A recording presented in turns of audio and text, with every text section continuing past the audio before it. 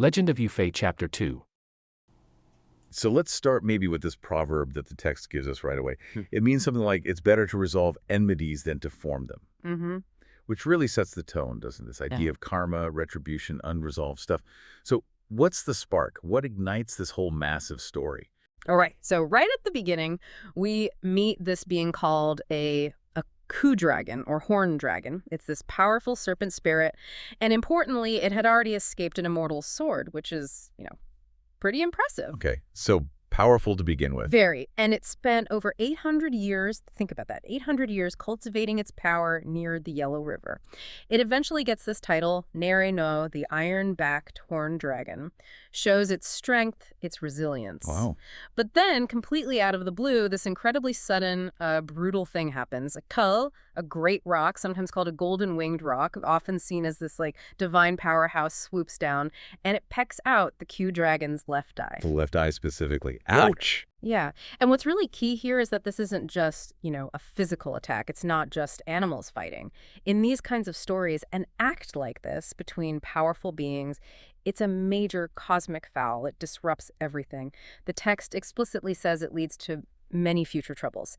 It establishes this deep, deep enmity, this vendetta for the Great Rock, and it calls it Ta, which is more than just fate. It's like a huge cosmic debt has just been created, something that has to be repaid or rebalanced. Got it.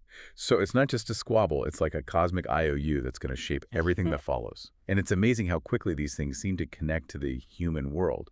We meet a figure, Zhentuan Laozu, an ancient sage. Yeah. How does he fit into this? Does he see it coming? He absolutely sees it coming. Zhentuan Laozu is known for this kind of foresight. And crucially, the text says he was worried about the Great Rock losing its spiritual foundation, its roots, because of this violent act. Okay, so consequences even for the powerful rock. Right. So to try and help, or maybe prepare it, he gives the Great Rock a name. We aren't told what it is, though. And he teaches it is. These are like profound mysteries or the secrets of how things work, celestial mechanisms. So he's trying to mitigate the damage almost, or prepare the rock for what's coming because of its own actions? That's how it feels, yeah.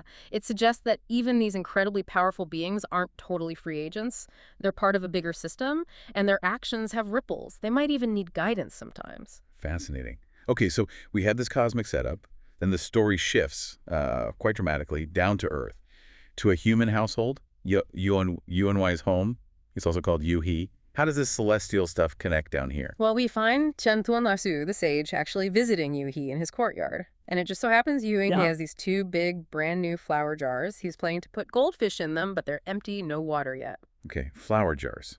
Seems pretty mundane after cosmic dragons and rocks. Right. But Laozu notices them, praises them, and then he does something really specific, kind of strange. He takes his staff and draws these spiritual symbols, Siri, inside one of the jars. He's muttering incantations, performing this, solemn ritual. It's clearly not just decoration. He's charging the jar with something. Spiritual engineering, as you put it earlier, that's a good way to think about it. Okay, so why the jars? Why just one? And this ritual, what's it all for? What's he telling you here? Well, as he's leaving, Laozu gives Yuhi this incredibly urgent, very precise instruction. He says, basically, look, in the next 3 days, if your newborn son is fine, great. But, and this is the key part, if there's any fright or fear, you must have your wife, the lady, take the baby and sit inside the left large flower jar. Only then will his life be guaranteed. Remember this. Absolutely do not forget. Wow, the left jar. So specific. And fright or fear? What kind of danger is he anticipating? It sounds serious if a baby needs to hide in a jar for safety. Exactly. It implies something more than just, a loud noise. It suggests maybe a spiritual threat, something targeting the specific child, perhaps linked back to that whole cosmic drama somehow. The urgency is palpable. Okay, so fast forward. We get to the third day after the baby's birth. It's supposed to be a celebration, right? The house is decorated, friends, family, everyone's admiring the baby. The text mentions his features high forehead, broad forehead, straight nose, square mouth, all signs pointing to, a great future. Seems like a happy moment. Does the prophecy kick in? It does, and very suddenly. Everything seems fine, and then this young man, probably just being friendly, maybe a little careless, he walks up, gently squeezes the baby's hand, his tender little hand, and says something like, "Oh, what a fine young master." Just a casual remark, a gentle touch. Okay. Seems harmless enough. You'd think, but immediately the baby starts crying. Oh, wait. which means crying strangely, uncontrollably. He won't stop, won't even take milk. It's not just a normal baby cry, it's a profound, almost unnatural distress. Ah, so that's the fright or fear the sage warned about. It seems so. The guests are instantly upset, blaming the young man. The baby is this pearl in the palm, a cherished treasure. The whole celebration just fizzles out. Everyone leaves awkwardly. Yu Fei, as this tiny infant, just 3 days old, and he's crying. And his father suddenly remembers this really crucial warning he got from a Taoist priest. Those figures in these legends who always seem to have some kind of otherworldly insight. The prophetic figures, yeah. Yeah. They often appear at key moments. Exactly. And the priest had given them these super specific instructions. He said, if your child gets any kind of fright within 3 days of being born, his mother, Yao Shi, needed to immediately grab him, take him outside, and sit with him inside a large flower pot to keep him safe. Talk about specific guidance. It sounds almost bizarre out of context. It really does. But it's lucky they listened, right? Absolutely, because the story says no sooner had Yao Shi actually settled herself and the baby into that flower pot, there was this absolutely earth-shattering roar. Whoa. Yeah, the ground literally split open, and this huge, colossal flood just surged out. Their whole village, Yohia village, was just gone, turned into an ocean almost instantly. Everyone swept away. That is devastating. An instant transformation. Completely. So that image is incredible, but it makes you think this wasn't just some random, freak natural disaster, was it? What does this story say is the real reason behind this cataclysm? Good question. And you're right. The source is very clear. This was not an ordinary flood. Okay. This was the work of the Yellow River's iron-backed scaly dragon, a very powerful water deity. And he was out for revenge. Revenge. Against who? Against the Great Rock, or Dapeng, who, by the way, the story tells us, is believed to have reincarnated as Yu Fei himself. Ah, okay, so there's the connection. Exactly. So this dragon, absolutely consumed by rage, seeking payback for some past slight, the text calls it a peck from the rock, gathered all its underwater forces and just unleashed this apocalyptic flood. Wiped out the village, caused immense loss of life. It's portrayed as direct cosmic warfare spilling right into the human world. Wow. A peck leads to that. That's intense. Well, these cosmic beings operate on a different scale, it seems. Clearly. And this is where all those threads start to really weave together, isn't it? This act of revenge by the dragon, it wasn't just destructive, it was apparently a violation of heavenly rules. Precisely. It provoked an immediate divine response. The supreme deity, the Jade Emperor himself, orders the dragon-slaying warrior to execute this iron-backed scaly dragon. Takes him to the dragon beheading platform. Justice is swift, at least in theory. But the story doesn't just end with the dragon's death, does it? There's more to it. Not at all, no. The dragon spirit, its essence, remained unappeased. It was still seething with resentment, even after execution. And so it reincarnated back into the human realm. Right. This is where the cycle really becomes clear. It shows these conflicts just keep going, lifetime after lifetime. Exactly. And that unappeased spirit, reborn as a human, became none other than Qin Wei. Yes. The very same Qin Wei, who, much later in the story and in history, infamously recalls General Yu Fei from the battlefield with those 12 gold plaques. And conspires to have him murdered at Windwave Pavilion? Correct. It's depicted as the ultimate long-game fulfillment of that ancient grudge, centuries in the making, playing out through reincarnation. It's an incredible setup. So, back to the flood. Baby Yu Fei, he survives because of the priest's warning and that flower pot. Miraculously, yes. His father, Yu He, actually managed to cling onto the flower pot for a little while, trying desperately to protect them. But eventually, the current was just too strong. He was swept away, vanished into the water, a really personal tragedy right in the middle of this huge cosmic event. So tragic. And the story then follows Yao Shi and the baby just floating in this flower pot for miles. For miles, yes. Just carried along by the current. Imagine the ordeal for a mother who'd given birth only 3 days before. Unbelievable. Eventually, they drift and come to rest near a place called Quelin Village in Neihuan County, Hebei Province. Okay. And in this village lived a wealthy man named Wang Ming. And as these stories often go, Wang Ming had a very interesting dream the night before they arrived. Ah, the prophetic dream element, of course. Yeah, what could he dream? This raises that classic question, about omens in these tales. How much are dreams actual predictions? Right. So Wang Ming dreamt of fire, a huge fire, just blazing, reaching right up into the sky. It woke him up. Okay, fire. How's that interpreted? Well, he asked a servant, a man named Wang An, what it meant, and Wang An, who apparently fancied himself a bit of an expert in dream interpretation. Confidently told him, oh, a dream of fire means you're going to meet a noble person. A noble person. Wang Ming must have been surprised. He was skeptical, very skeptical. He basically accused Wang An of just making it up to avoid having to walk into town to find a proper fortune teller. Ah, fair enough. But Wang An stuck to his guns. He even apparently pulled out his copy of the Complete Dream Interpretation book to prove it. He had the book. He did, and sure enough, the book backed him up. Fire signifies meeting someone noble. So just as Wang Ming is sort of pondering this, still doubtful but maybe a little intrigued. Let me guess, commotion outside. Exactly. Perfect timing. A huge noise erupts from the riverbank. These narratives love that kind of immediate validation, don't they? They really do. It reinforces the sense of destiny. So Wang An rushes out to see what's going on. It's mostly villagers, pulling stuff out of the floodwaters, salvaging what they can. Right, standard procedure after a flood. But then Wang An spots something really extraordinary floating towards them. It's the flower pot. The flower pot. Yes, but here's the detail. It's strangely covered by this canopy of birds, eagles, and others, all spreading their wings like a natural sunshade over the pot. Wow, that's not subtle symbolism, is it? Divine protection, loud and clear. Not subtle at all. It's a powerful visual. So Wang An, realizing this is something incredibly unusual, shouts for Wang Ming to come look. And when they get closer, they see Yao Shi inside holding the baby. And while everyone else is just grabbing, furniture or whatever junk is floating by, Wang An has the insight, or maybe just the presence of mind, to shoo the birds away gently. And he exclaims, isn't this the noble person? Ah, connecting it back to the dream immediately. Right. Wang Ming is confused at first. He just sees this distressed older woman. But Wang An insists. He points out, look, anyone who survives a disaster like this, especially with this kind of obvious sign, the guardian birds, they must be destined for something great. It really speaks to that idea of fate, doesn't it? That the signs are there if you know how to read them. It absolutely does. It's that classic literary and mythological idea. Great calamity precedes great destiny. You survive something impossible. You're marked for greatness. And poor Yao Shi, what was her state? Well, understandably, she was completely disoriented.